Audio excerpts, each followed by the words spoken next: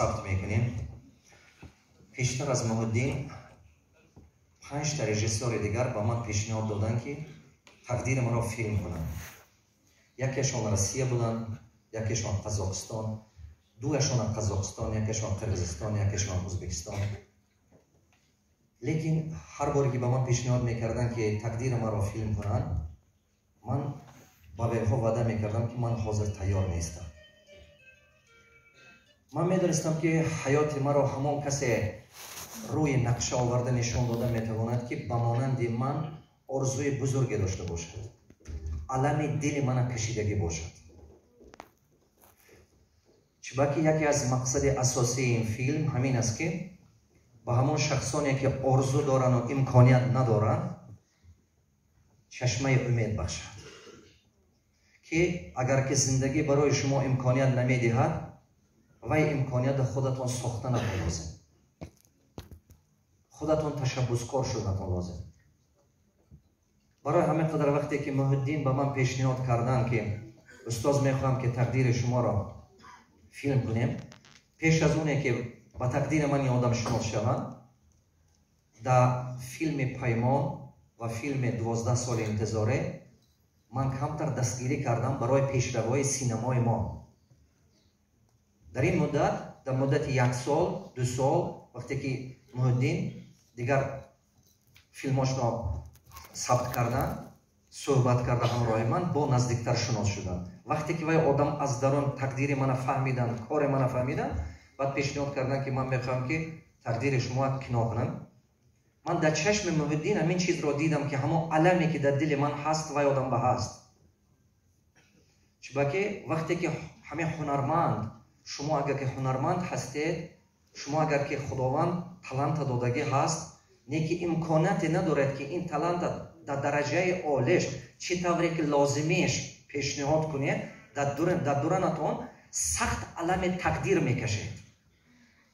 من در چشم محمدین دیدم، فهمیدم که محمدین این نقشه من نشان داده میتواند. چرا که سال 95 وقتی که من مکتب مینوه تمام کردم، آمدم در اینجا 3 مکتب عالی من استودنت شدم، خواندن نتونستم از سببی که امکانیت نداشتم. Политехнический университет, инженер-строитель من студент بودم. ХГУ با юридический факультет студент بودم. موزیکال академия با من студент با خوجم بودم. یکی 3 تا مکتب عالی من خواندن نتوانستم. همگی 2 ماه در همین политехнический университет خواندم. از مکتب عالی من دست کشیدم. لیکن اگر که شما اتستات من ببینید، یک تا زبان روسی چهار است. چون که در قشلاقی که من کلان شدم دیگر ملت ها نبود. ясли кудахона این خیلی نبود، детский сад. مادر من تلویزیون نمی گرفتن. مادر من تربیت کرده میگفتن که پسرم تلویزیون وقت توی بسیار میگیرد، کتاب خوان. من وقتی نداشتم که در نزد تلویزیون شینم. برای همه قدر از خوردیم جایی که من کلان شدم دیگر ملت ها نبود. یگانه با زبان روسی همچون قاره ازیاد کردم، ما بهای 5 میگرفتیم در مکتب، لیکن نمیفهمیدیم مضمونش درباره چی سخن گفته استادن. وقتی یک زمین آخران شد، من با بهای 5 سپاریدم، لیکن از من با زبان روسی سوال کردن، جواب دادن نتونستم، نفهمیدم.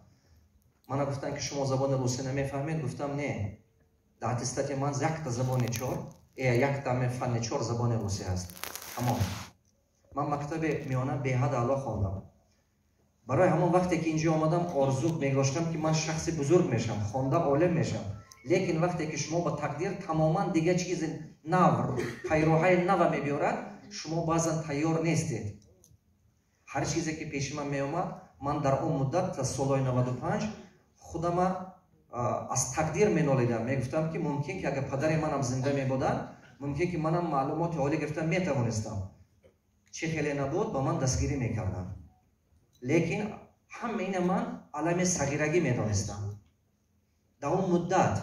لیکن امروز من شکر میکنم، میگم که پروردگار هر چیزی که میشه در حیات من و شما، پروردگار نسبت شما نقشه خودش بوده است و نقشه خودش است. هر یک چی امروز من هزاران بار شکر میکنم از تقدیری که از سر گذراندم. میخوام که درباره فیلم دو سخن کنم.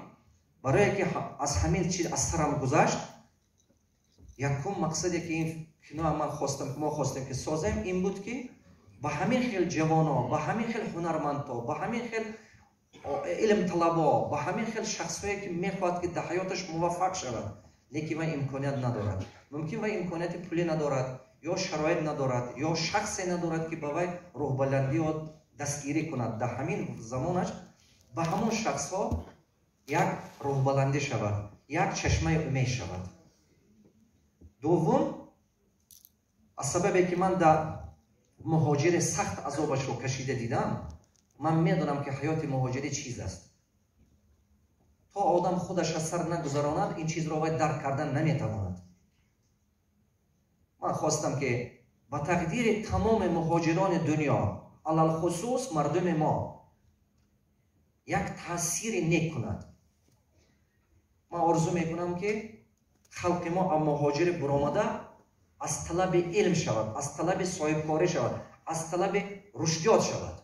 من میدونم که این فیلم میلیون آدم مهاجر نقطه نگاهش دیگر میکند، میشکند، اما قالب فهمشش دیگر میکند.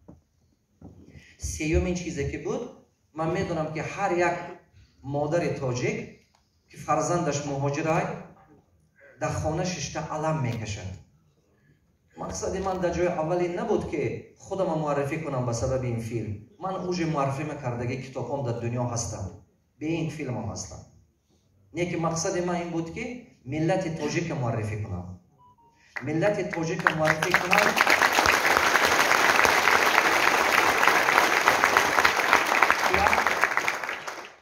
یک نگاه نو پیدا شود نسبت خلق من.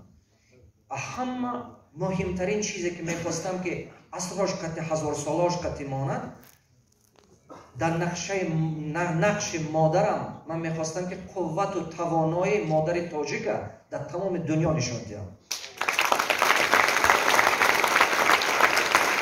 در این هرچند که منش مردم گلاونی گروی گفته در این کینو دعوت میکنم، نه که من در این نقشه گلاونی گروی این تقدیر ساز این گروه که میبینم مادر عزیزم میبینم.